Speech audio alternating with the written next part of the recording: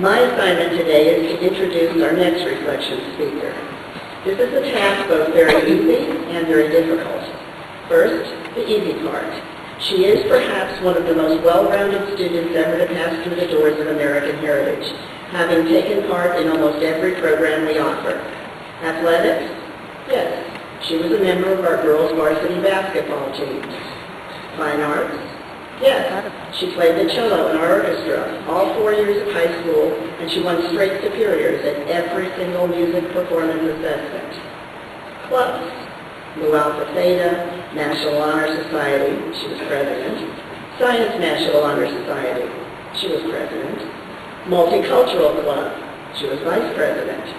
And that's just to name a few. And of course, academics. Every course she took was either AP, 8 of those, or honors, and she graduates with a GPA over 5.8. Her awards include being named a National Merit semifinalist, an AP Scholar with Distinction, a Hugh O'Brien Youth Leadership Ambassador. She won first place in the Florida Junior Academy of Sciences competition and second place in the world in the Intel International Science and Engineering Fair. Perhaps most impressive, she was named Outstanding Student each of her 4 years of high school, an award chosen by the faculty. Somehow, she also found time for community service, amassing almost 3,000 hours of community service over the last 4 years. This past Wednesday, the Miami Herald named her a Silver Knight, a very prestigious award given to only 15 students from all of Broward County. So, why did I begin by saying this introduction was a difficult task? That's because there's so much more.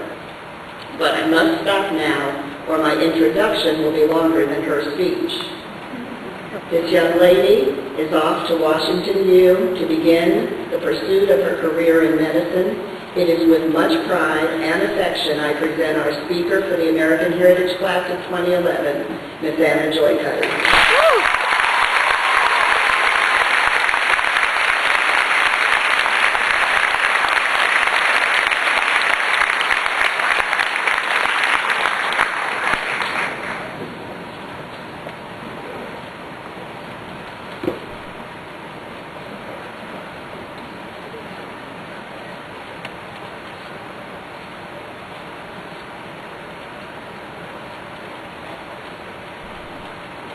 I learned my music, I learned my dancing, I learned my numbers and my letters. I talked a lot, I played a lot, I had a lot of fun. I thank my teachers, my friends, my school for making me who I am today. I'll miss you all, I'll kiss you all, I'll see you all someday. The last time I was in a graduation gown was in kindergarten, and that was my speech. It hasn't really changed much. I came to Heritage in first grade, and I've been here ever since. And I could talk about the new buildings or the new playground, but it's the people we knew and the lessons we've learned that we'll take with us. We've grown up together. Together we walked down the yellow brick road with Miss Jasmine, kicking the yellow blossoms on the way to lunch. We twisted his Hutland M&M machine when we did well on tests, and we earned tickets in Ms. Walsh's class. In 6th grade, we all feared the wrath of Miss Hurley and her whip. We had Crazy Hair Day, and I'm pretty sure we went to the Discovery Museum more than 5 times that year. We entered 7th grade the next year, excited about the new uniforms and not having to wear that awful skirt contraption again. And we trekked across campus for the first time without any escorts. Miss Raleigh, Miss Krause, and of course Miss Gustafson made our junior high years what they were. I'll never forget the day Miss Gus let Lily Molina run class while she sat in the desk mocking us.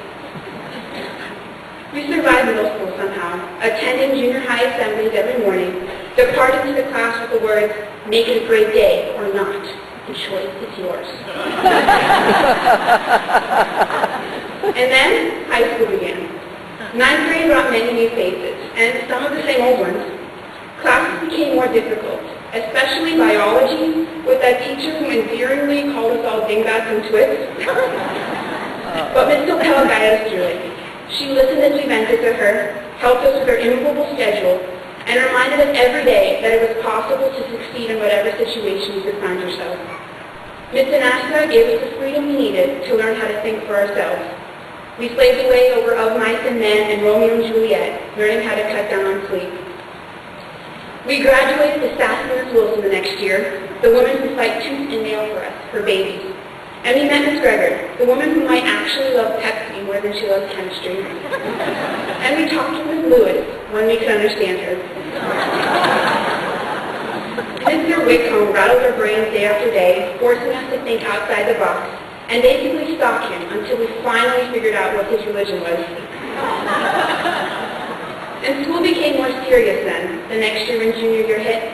The idea of college loomed towards us, and guidance counselors' offices were normal hangout spots. And as we all said, in junior year you could choose 2 of 3 things: school, a social life, and or sleep.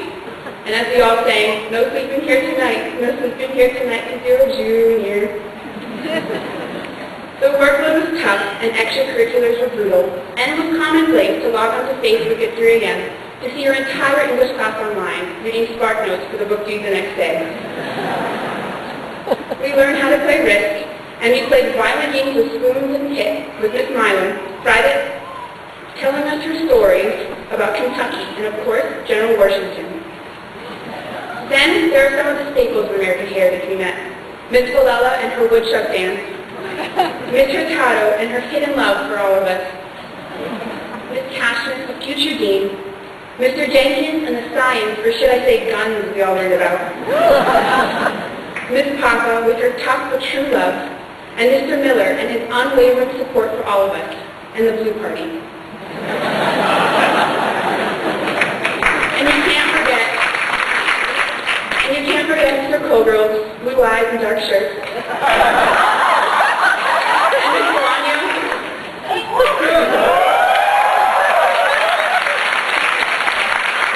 But while our junior year was difficult, the camaraderie that has developed has carried through to this year, our senior year, our final year of high school of American Heritage School. We've left campus for lunch, and we've slept in at least 8 mornings each semester, making our absences count. And here we are, graduation. The last time we'll all be together. Now we look back at the times we spent together, the very wars we fought and the shirts we ruined, the pilgrimages from the 9,000 to the 2,000 in Florida heat, and the campouts we've had in contention for those few used books at the book sale. But as we studied, we trained, we danced, we sang, we acted, we drew, and we played our instruments. Heritage landscape has changed over the years, but the heritage state of mind has stayed strong. We remember those who walked through our lives: A. Money, Marla Mann, Ozzy, Danny Perez, Igor Mata, and Miss Topel. The footprints they've left with each of us will remain in each of our lives.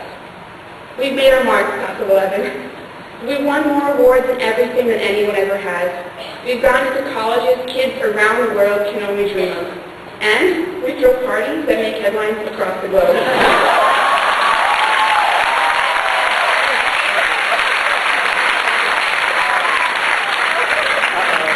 We've worked hard, and we've definitely played hard.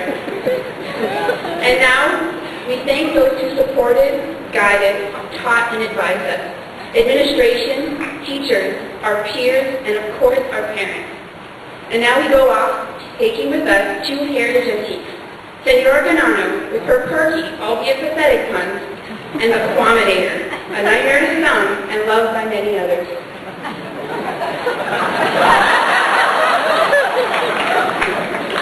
We take one last look at our years at AHS as we walking away with an even silent head nod in farewell, Dr. Lori's firm handshake wishing us good luck, and Mr. Torr's BAM! Taking us all on our toes. We have fought the good fight, we have finished the race, we have kept the faith. On behalf of all of you, I thank my teachers, my friends, my school, for making me who I am today. I'll miss you all, I kiss you all, I'll see you all someday. Class of 11, we did it. Yeah.